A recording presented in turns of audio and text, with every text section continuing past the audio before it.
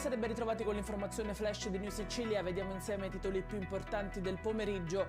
In apertura una maxi operazione anticontrabando tra Palermo e Trapani, dove le autorità hanno scovato una vendita illecita di sigarette. Il bilancio è di 14 arresti in carcere, 2 domiciliari, il sequestro di beni per un valore superiore a 1 milione di euro.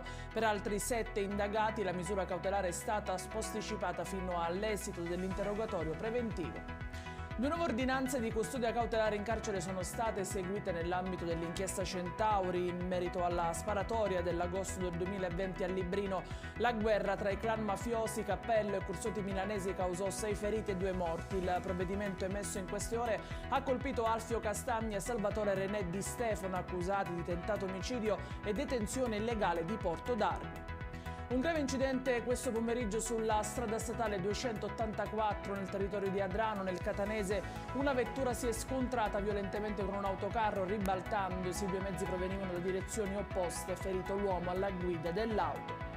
Condannato a quasi 7 anni di pena un ventenne ritenuto responsabile di tentato omicidio durante una rissa avvenuta fuori da una discoteca di Mister Bianco. Durante la lite il giovane aveva accoltellato un 23enne. E in chiusura il meteo, continua il maltempo in Sicilia. Per domani la Protezione Civile ha diramato un'allerta gialla per gran parte delle province siciliane, verde per Trapani, Palermo e Agrigento.